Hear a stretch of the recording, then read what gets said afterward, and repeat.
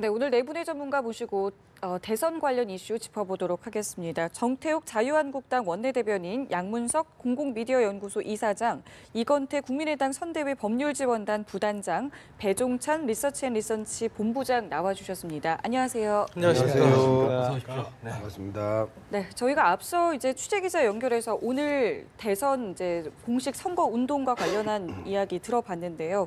보통 이 첫 행보가 네. 어떤 메시지를 갖고 있다 이런 이야기를 하고 있지 않겠습니까? 문재인 후보는 오늘 대구를 갔더라고요. 예, 그것도 2.28 그 민주주의에 대한 그 상징을 가리키는 곳으로 갔잖아요. 예. 이 부분이 이제 어떤 내용이냐면 1960년 3.15 부정선거 직전에 2월 28일 날에 대구에서 학교에서 학생들을 오라고 그 휴일에 오라고 해서 그 부분에 대해서 한글을 하면서 시작된 민주주의와 관련한 대구에서 그 유일한 그 상징 지역이거든요. 그 측면에서 민주주의와 그다음에 대구의 보수 표심을 동시에 겨냥했거나 또는 대구와 이 호남, 영남과 호남, 그다음에 보수와 진보의 화합과 통합 이 부분들을 강력하게 보여주는 그 상징적 의미로서의 대구의 출발점 아니었냐 이렇게 읽어낼 수 있겠네요. 민주당으로서도 선거운동 처음 시작하면서 아마 대구를 찾은 것도 처음이라고 발표를 한 것 같은데 그 부분에서도 또 나름 의미가 있는 것 같아요. 안철수 후보 같은 경우는 인천을 첫 그 행보 시작점으로 잡았던데 그건 어떤 의미로 해석을 좀 해봐야 될까요? 안철수 후보님은 그 인천 항동에 있는 해양교통관제센터를 방문을 이제 첫 번째 행보로 했습니다. 이것은 이제 국민의 안전이 민생이다. 이런 말씀이시고요. 특히나 저희는 세월호 참사라고 하는 큰 아픔을 겪었지 않습니까? 다시는 국민의 안전에 위해를 초래하는 이런 사태는 반드시 막겠다 하는 의지를 보여주신 거로 볼 수 있습니다. 홍준표 후보는 가락동 가락시장을 찾았다고 하더라고요. 예, 오늘 홍준표 후보가 가락동 시장을 갖는 건 서민 행보를 시작하기 위한 거고, 그러나 오늘 행보 중에 정말 중요한 포인트는 두 가지입니다. 아산 현충사를 아마 하고 있을 겁니다. 지금 시간이 그래서 정말 우리나라가 위험하고 또 보수가 위기일 때에 정말 12척밖에 되지 않는 그 전함을 가지고 막강한 왜군을 물리치고 역전을 일으키고 나라를 구한 그런 사례를 따라 가지고 우리 그 홍준표 후보가 지금 상당히 어려운 상황입니다만은 우리나라를 다시 안전하게 이끌고 또 보수를 살리고 이렇게 하기 위한 각오를 다지고 또 한 번 중요한 그 일정이 대구 오늘 그 동성로를 갑니다.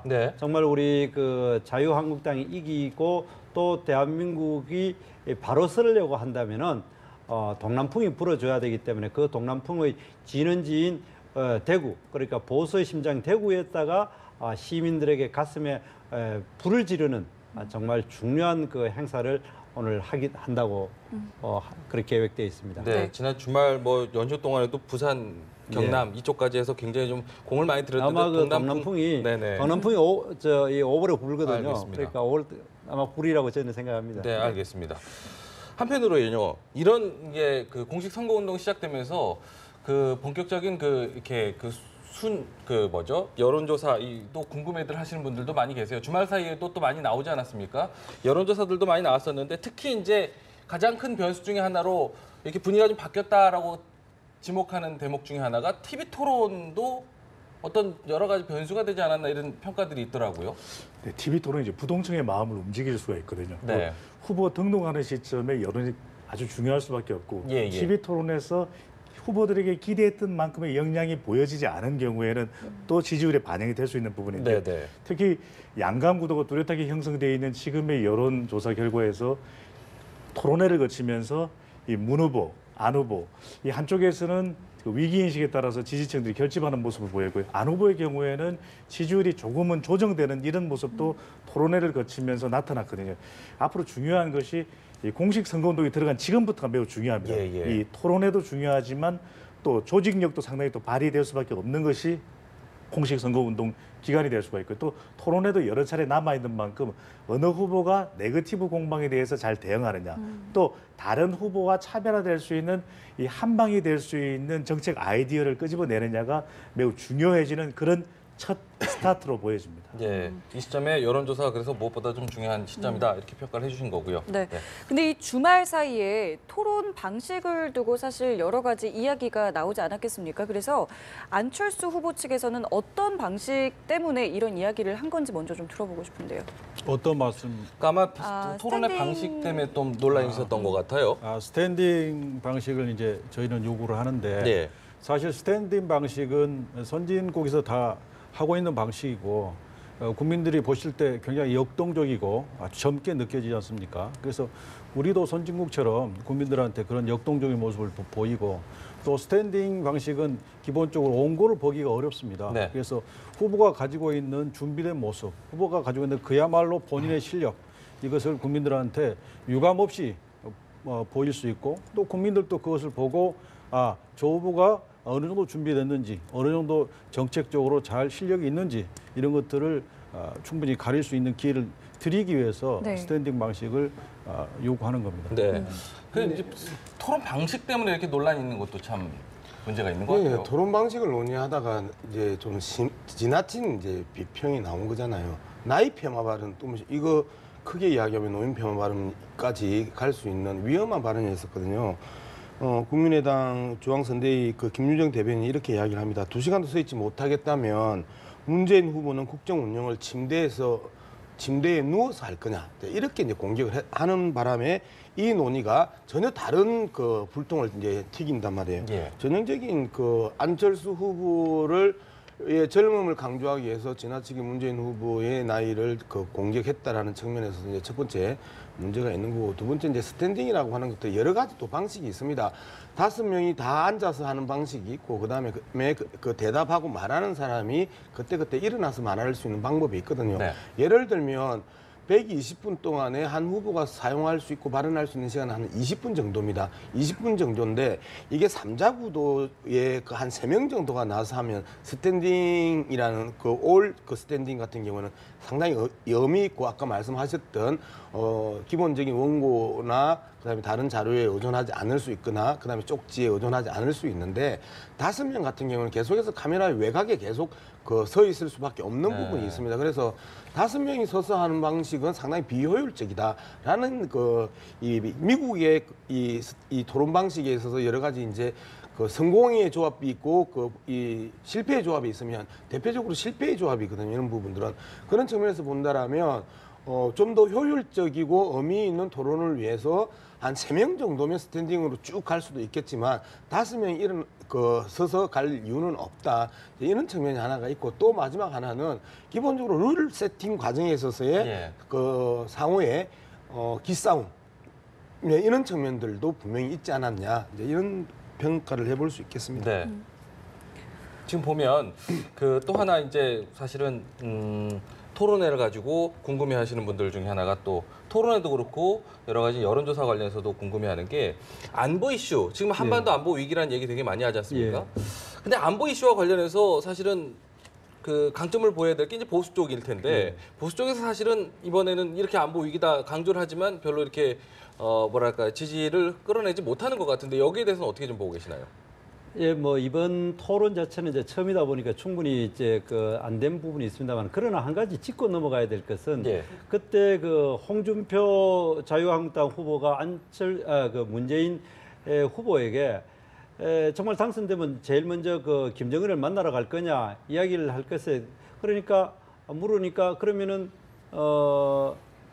이 북핵을 해결하기 위해서는 안 만나러 갈 거냐 그렇게 하고 이제 끝나버렸습니다. 네. 사실 그 질문할 게 많다 보니까 네. 그런데 거기에 대해서 부연을 설명하자면은 실제로 우리가 그 이야기하는 거는 북핵을 해결하기 위해서 김정은이를 만나지 않는 것이 중요한 것이 아니라 누구라도 김정은이보다 더한 악이라도 만나야 됩니다. 그러나 중요한 것은 선후를 어떻게 하느냐. 실제로 북핵 문제를 해결하기 위해서는 한미 동맹을 굳건하게 하고 한국의 안보 태세를 정확하게 제대로 갖추고 그다음 중국과 협의를 해가지고 북한을 압박할 수단이 뭔가를 가지고 김정은이를 만나야 되는데 예. 그런데도 불구하고 그냥 밑도 끝도 없이 그러면 안 만나겠느냐 이렇게 이야기한 부분이 있습니다. 이런 부분에 대해서는 정말 이번에 제가 봐도 이 홍준표 후보가 그게 제대로 응답하지 못했다는 그런 느낌을 듭니다만은 어쨌든 그러나 이 문제에 있어 가지고 문재인 후보가 북한에 대해서 여전히 굉장히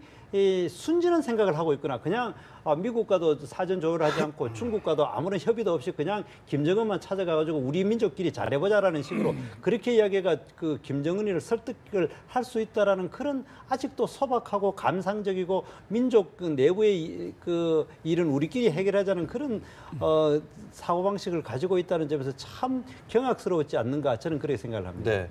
사실 여론조사 결과를 계속해서 좀 여쭤보는 이유가 뭐냐면 여러 가지 이런 이야기가 나온 다음에 참 여론조사를 알다가도 모르겠는 수치들이 많은 것 같아요. 그래서 사실은 또 하나 궁금한 게 이런 안보 이슈라고 하는데도 불구하고 보수 후보들이 이렇게 힘을 발휘하지 못하는 이유는 전문가들은 어떻게 분석을 하고 계신가요?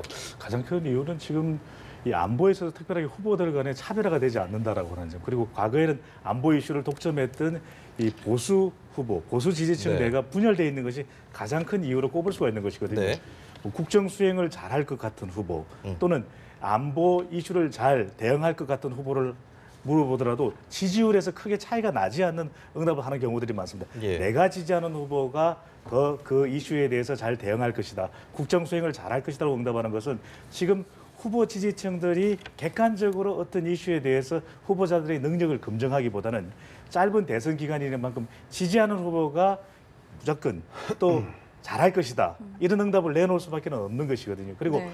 보수 이 지지층들의 경우, 유권자의 경우, 과거의 경우에는 한 축을 형성했던 유력 대선 후보가 있었던 만큼 그런 안보 이슈가 강하게 작동했지만 이번의 경우에는 오히려 보수 지지층들이 유권자들이 캐스팅 보트 역할을 하고 있거든요. 예. 그러다 보니 이 보수 이슈라고 할 수 있는 안보 이슈가 그다지 큰 영향을 미치지 못하는 것일 수도 있고 또 하나는 이것이 과거에는 북풍 총풍이라고 해서 이 자가 발생적인 그런 이슈가 많았습니다. 네. 이쪽 색깔론 시비를 걸어서 보다 더 자기 지지층을 결집하려고 하는 의도가 강했다면 이번의 경우에는 미국 부통령도 방문하는 등 실체적인 또 실질적인 위협으로 대두되고 있거든요. 칼빈슨함, 북한의 SLBM 네네. 바로 이런 이슈 때문에 우리 국민들이 실질적인 위협으로 느끼는 만큼 대선 후보들도 각자 우양후, 우클릭하는 행보들을 보여줌으로써 후보들 간에 아주 큰 절대적인 차별화가 되지는 않고 있습니다. 그러나 이것이 선거 막판이 되면 숨어있는 보수표의 경우에도 적극적인 투표 참여가 가능할 수가 있거든요. 네. 과연 이들이 절대적인 변수는 아니더라도 후보 간의 5% 내의 박빙의 승부를 펼칠 때는 이 보수 표심이 과연 누구의 손을 들어주느냐에 따라서 이 절대적인 변수는 아니지만 치명적인 영향은 미칠 것으로 보여집니다. 네. 지금 말씀하신 것처럼 보수 표심이 어디로 가느냐가 너무 중요한 상황이기 때문에 보수 단일화 얘기도 계속 나오는 것 같거든요. 지금 당내 분위기는 좀 어떻습니까?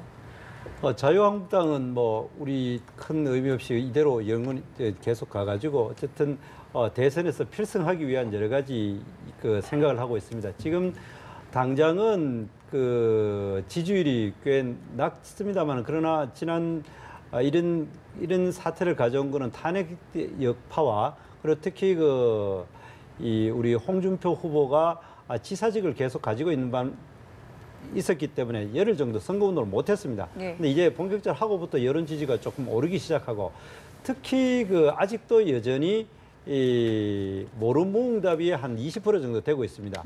그리고 또 있고 아까 배종찬 이사장님 이야기한 게 정말 잘 지적하셨는데 지난 보궐선거를 결과를 본다면은 사실 대구 경북에서도 자유한국당의 지지율이 약 14%에서 15%밖에 되지 않습니다만 막상 선거를 치르니까 40% 내지 50%까지 지지율이 나오거든요.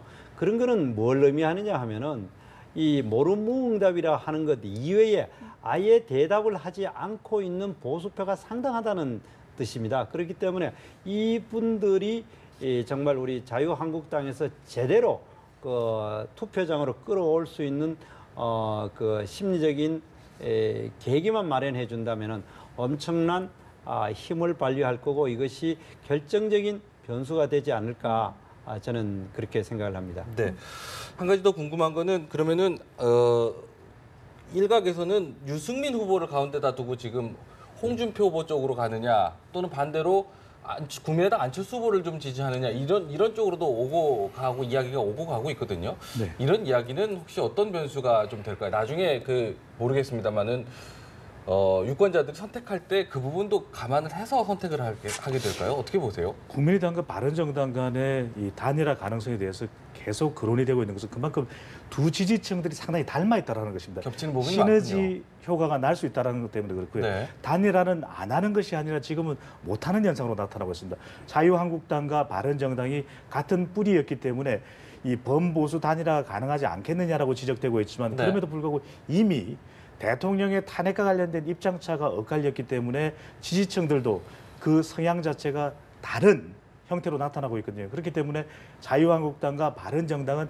단일화가 힘들 뿐만 아니라 단일화가 된다 하더라도 별 시너지 효과가 나타나지 않을 텐데 네네. 그렇지만 이 지지층들의 성격을 보니까 바른정당과 국민의당은 상당히 또 닮아 있거든요. 예. 그래서 몇 차례 우리가 가정을 하고 물어봤던 설문, 즉 이 사자 대결 구도, 이 자유한국당이 아니라 이 국민의당과 바른정당이 단일화를 해서 최종 후보가 안철수 후보가 될 경우에 가장 시너지 효과가 컸던 것으로 또 네. 그것이 반드시 또 절대적으로 나타난다라고는 단언 내릴 수는 없죠. 그런 조사 결과도 있었던 만큼 이 유승민 후보의 행보에 따라서 사후에 이 결정에 따라서 전체 대선 판도에도 영향을 줄 수 있다라는 이유 때문에 거론되고 있는 것이고 그런 큰 이유에서 두 가지 뚜렷하게 부각되는 이유는 바로 비용적 부담과 정치적 평가 때문입니다. 비용적으로 몇 퍼센트 이상의 득표를 하지 못할 경우에 상당히 유승민 후보로서는 부담될 수 있다라고 하는 지적들 그리고 정치적 평가는 이 최종적으로 완주했을 때 대선 네. 득표 결과에서 만약을 전제합니다. 심상정 후보보다 못할 경우 즉 2, 3%의 득표를 거칠 경우 상당히 큰 타격이 정치적인 후폭풍이 바른정당으로 몰려올 수 있고 지지층들은 상당히 또 혼란스러울 수가 있거든요. 바로 그 부분이 지적되면서 비용적 부담, 정치적 평가 이유 때문에 단일화의 형태와 유사한 형태로 가지 않겠느냐. 네. 그래서 이유가 나오고 있는 배경이 되겠습니다. 사실 고민을 한다면은 바른정당 쪽에서 고민을 하겠지만 어쨌든 같이 이렇게 이런 가정이 나오는 것에 대해서 국민의당 분위기는 어떤가요? 전혀 사실은 완주해도 혼자 완주하겠다라는 의지를 계속해서 밝혀왔기 때문에 사실 이런 가정에 대해서도 큰 의미 부여하지 않을 수도 있겠지만 이런 가정에 대해서는 어떻게 판단하시나요? 저희 안철수 후보님은 거듭 밝혔지만 공학적 정치 연대를 하지 않겠다. 명백히 분명히 말씀하셨습니다. 예. 그게 저희 입장이고 그래서 국민들에 의한 연대, 국민들이 우리 안철수 후보를 많이 지지해서 50% 이상으로 당선시켜 줄 것이다라는 확신을 가지고 오로지 국민만 보고하고 있습니다. 네. 알겠습니다. 이 논의가 길어지면 길어질수록 예를 들어서 바른정당과 국민의당의 연합 문제가 길어지면 길어질수록 국민의당이 불리하죠. 왜 그러냐면 이 기본적으로 문재인 후보가 싫어서 정치 노선이나 성향이나 이전의 그 삶의 역사 속에서 기본적인 더불어민주당의 지지층들이 분당되면서 갈라져 나왔던 과정들. 네. 그런데 보수 성향 유권자들이 대거 안철수 후보를 지지하는 과정에 있어서 상당히 불편함을 느끼고 있거든요. 크게 두 그 축이라고 생각을 해요. 산업화와 민주화로 구분한다라면 민주화 쪽에 지지를 많이 했던 분들, 그 다음에 호남의 그 젊은 세대들, 이제 이런 부분들인데 문제는 호남의 50대와 그 다음에 민주화를 지지했던 그리고 근본적인 정권 교체를 꿈꾸면서도 안철수 후보를 대안으로 삼았던 분들 입장에서는 국정 운영에 있어서 기본적인 책임을 져야 되는 자유한국당과 바른정당이 특히 이제 이 중에서도 바른정당이 안철수 후보를 지지하거나 안철수 후보와 뭔가 연대를 한다라면 실제 여기에서 기존에 안철수 후보를 지지하고 있던 세력들이 상당 부분 이탈할 가능성이 높다. 그래서 예전에 이제 제가 그런 이야기를 계속했는데 안철수 후보의 자강론으로 가든지 연대를 빨리 해서 정리를 하든지. 근데 지금 시점에서 바른정당이 그 국민의당을 지지하거나 연대를 끌고 나오면 나올수록 국민의당은 계속해서 불리한 행세에 잘 수밖에 없다라는 측면들이 또 하나의 비수가 될 수가 있어요. 바른정당이 국민의당 입장으로서 그걸 어떻게 본인들이 정리할 수 있는 방법이 있을까요? 그러니까요. 본인들이 정리할 수 있는 방법이 없음에도 불구하고 계속해서 열어놓는 듯한 그 뉘앙스와 분위기들을 계속 풍긴단 말이에요. 안철수 후보만이 유일하게 자강론을 이야기하지 박지원 대표나 그 일부 당직자들은 언제든지 바른정당과 제휴하거나 연대할 수 있다라는 분위기들을 계속해서 만들어 왔기 때문에 이런 측면에 있어서 단호하게 끊어내지 못하면 안철수 후보가 지금 받고 있는 그러한 힘들이 상당 부분 퍼석퍼석한 지지율이란 말이에요. 문재인 후보 같은 경우는 견고한 지지율이면 이 퍼석퍼석한 지지율에 조금이라도 그 외부 자극이 들어갔을 때는 균열이 일어나고 떨어져 나갈 가능성이 높다라는 거죠. 네, 그 부분에 대해서 한 말씀 드리겠습니다. 방금 안철수 후보는 명백한 자각론을 가지고 예. 있지만 당내의 다른 분들이 일부 정치적 연대를 열어둔 거 아니냐는 뉘앙스를 가지고 있다고 말씀하셨는데 그렇지 않습니다. 저희가 후보 경선 과정에서 그다음에 안철수 후보가 우리 당의 후보로 결정된 이후에 당내 누구도 그런 발언을 한 적이 없고 우리는 명백한 자각론을 가지고 있습니다. 그리고 계속해서 더불어민주당 측에서 또 문재인 후보 측에서 우리를 그런 식으로 흔들려고 하는 것은 현재로서는 옳은 태도가 아니다. 저는 그렇게 생각합니다. 알겠습니다. 문재인 후보가 적폐청산을 그동안 열심히 외치다가 이제 통합의 메시지를 좀 강조하는 것 같거든요. 이 부분 어떻게 보고 계세요? 네, 그동안 이제 당내 선거 과정에 있어서는 적폐청산이라는 문제가 아주 중요한 문제였습니다. 왜 그러냐면 박근혜 전 대통령의 사태까지 파면 전까지 촛불 집회의 그 민심들은 엄청나게 강력한 민심들이었거든요. 그런데 촛불 집회에 참석하지 않았지만 그 촛불 집회에 마음을 같이 했던 많은 건강한 보수들도 존재하고 있었다는 측면에서 본다면 적폐청산이라는 부분들은 당내 경선에서 상당히 선명하고 뚜렷한 깃발이었다. 그럼에도 불구하고 좀 더 그 보수 성향의 건강한 보수 성향의 유권자들에게는 좀 큰 벽이거나 쉽게 동의하기 어렵거나 1순위가 아니고 2순위나 3순위 정도의 개념으로 이제 여겨졌던 것 같습니다. 네. 그렇기 때문에 본격적인 이제 본선이잖아요. 본격적인 대선 무대에 있어서는 적폐청산이라는 선명한 깃발은 이미 꽂아놨고 그거보다도 훨씬 더 넓게 포용할 수 있는 큰 깃발이 이제는 필요한 부분이고 그다음에 실질적으로 당선 가능성이 가장 높다라는 지지율을 이 여론조사 수치를 가지고 있는 문재인 후보 입장에 있어서는 정말 이제는 국민들을 다 안고 가야 되겠다라는 대통합의 메시지를 사용할 수밖에 없는 거잖아요.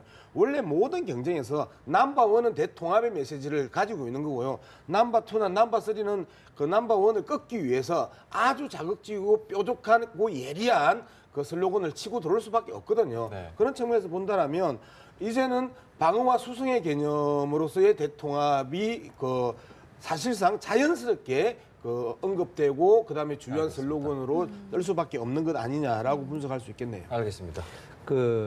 지금 이제 국민들이 진심으로 문재인 후보에 대해서 바라는 것이 바로 좀 통합 좀 하라, 좀 포용적으로 이야기를 하라. 그리고 서민들을 제대로 된 먹고 사는 문제에 대해서 좀 해라 그거였습니다. 그런 의미에서 바람직한 것 같아 보이는데 네. 실제로 문제는 거는 지금 우리 양문석 이사장님 이야기하신 대로 이것이 선거의 구호내지 선거 전략에 불과하다는 겁니다. 실제로 적폐청산이라 가지고 항상 문재인 후보 내지 옛날 친노 세력들이 적과 악운을 엄격하게 구분하고 적에 대해서는 사정없이 그냥 문자 폭탄을 내린다든지 그냥 말로써 규정을 해가지고 적으로 치부하는 이런 게 문제였지 않습니까?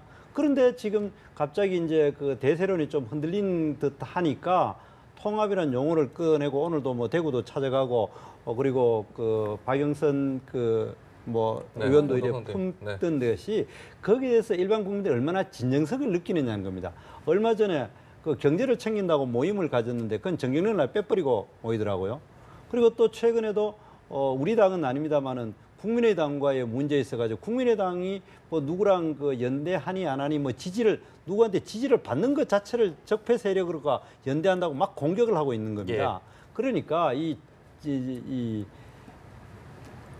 문재인 후보의 문제는 그냥 선거의 하나의 구호 내지 그냥 지금 너무 좌편향으로 가니까 또는 너무 한쪽으로 가니까 이게 대해서 어떻게 보면은 좀 이래 캄플라지를 하려고 하는 그것이지 정말 우리 국민들이 원하는 거는 진정된 통합과 이런 것이 아니냐 이래 생각을 합니다. 그런 부분에서 단순히 구호로 하지 말고 진정성 있게 가슴을 열고 통합을 해달라. 그것이 아마 국민들이 요구하는 거라고 생각합니다. 알겠습니다. 한 가지 질문해 봅시다. 아니 지금 시간 배분해드려야 돼서 진정성 있게 좀 다가가달라는 지적으로만 받아들여주시고 다음 기회 한번 드릴게요.